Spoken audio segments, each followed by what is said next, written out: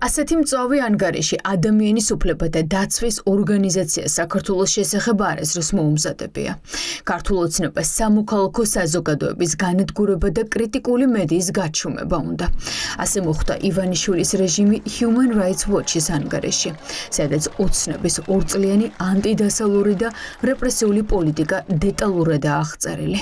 საქართველოში ადამიანის უფლებების მდგომარეობა მკვეთრად გაუარეს და 2025 წელს, როდესაც მმართველმა პარტიამ ქართულმა ოცნებამ მიიღო ფართო მასშტაბიანი კანონები, რომლებიც მიზნად ისახავდა ქვეყნის ენერგიული სამოქალაქო საზოგადოების განადგურებას და კრიტიკული მედიის გაჩუმებას. ხელისუფლება ასევე გადაჭარბებულად ჩაერია ძირითადად მშვიდობიან საპროტესტო აქციებში. ეს ზომები ეწინააღმდეგებოდა საქართველოს მიერ ადამიანის უფლებების დაცვის ვალდებულებებს. გავლენიანი ორგანიზაცია, რომელიც მსოფლიოს 100 მეტ ქვეყანაში ადამიანის უფლებებთან დაკავშირებით განვითარებულ მოვლენებს აღწერს, ამბობს, რომ საქართველოში ადამიანის უფლებების მდგომარეობა 2025 წელს მკვეთრად გაუარესდა.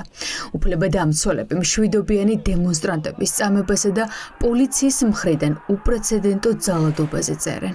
სამართლის იდეა არის სწორედ ადამიანის თავისუფლებაზე, ადამიანის უფლებებზე დაფუძნებული ისეთი ძლიერი სისტემის შექმნა, რომელიც ძალაუფლების უზურპაციის მიდრეკილებებს ხელისუფლებების მხრიდან შეაკავებს და შენ თუ სამართალი გამოშიგნე ადამიანის უფლებები ჩამოართვიდა, თან მთელი პარლამენტის მოქმედება, ჩვენ შევაფასეთ გაზაფხულის და შემოდგომის სესიების მუშაობა. პოზიტიური კანონმდებლობა არ მიუღია პარლამენტის, მხოლოდ მუშაობს ნეგატიურად, რომ ვიღაცას უფლებები შეუზღუდოს ჩამოართვას. ქართული ოცნება ადამიანის უფლებების დარღვევას არ აღიარებს, მიუხედავად იმისა, რომ მიუკერძოებელმა ორგანიზაციამ დემონსტრანტებზე ძალადობისა და რეპრესიების ფაქტები დოკუმენტირებულად დაასაბუთა. უპრეცედენტო რეპრესიებს, სამართალდამცველების მხრიდან ძალადობას, აქციების დარბევასა და რეპრესიულ კანონებს ევროინტეგრაციის შეჩერება მოჰყვა.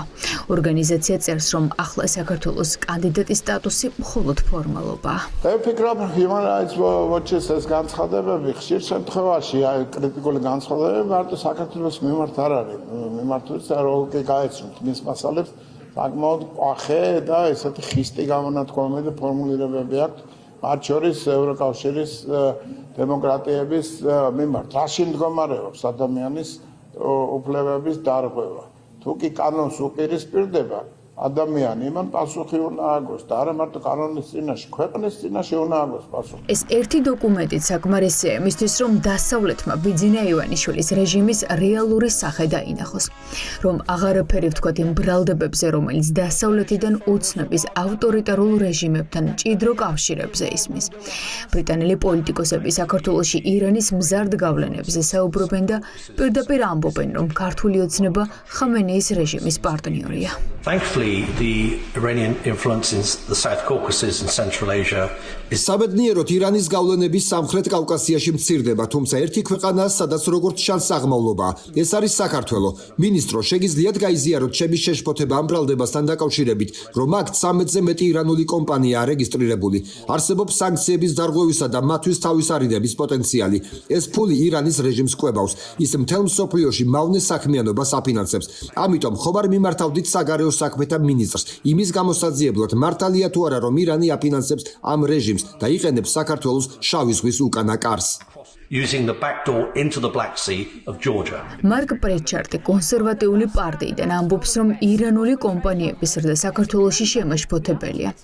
ამიტომ კირ სტარმერის მთავრობა უნდა დაინტერესდეს, იყენებს თუ არა ირანის საქართველოს და შავ ზღვას სანქციების გვერდის ასავლელად. მინისტრი ოცნების მთავრობას მოუწოდებს თავი აარიდოს ირანის რეჟიმთან თანამშრომლობას. Mr. Speaker, I won't comment on further sanctions from the თქვენ იცით, რომ ვერ ვისაუბრებ სანქციებთან დაკავშირებით, ვიტყოდი, რომ ირანის გავლენა მის სიახლოვესა და მიღმა დადასტურებულია, რომ არის მავნე. ჩვენ ხედავთ ირანის გავლენების გრძელ ნაიარევს ლიბანში, ღაზაში და ამ კონტექსტის მთელ სპექტრს. ვისურვებდი, რომ ყველა ჩვენი პარტნიორი ფრთხილად იყოს ირანთან ურთიერთობაში. about the relationship with Iran. ქართული ოცნებისა და ხამენეის რეჟიმს შორის მჭიდრო თანამშრომლობაზე კითხვა მას შემდეგ გაჩნდა, რაც ირაკლი კობახეძე ბოლო ერთ წელში ირანში სამჯერ ჩავიდა. ეს უკვე საკმარისი დასტურია იმისა, რომ ოცნების მეგობრობა ავტოკრატებთან დასავლეთისთვის თვალსაჩინო გამხდარიყო.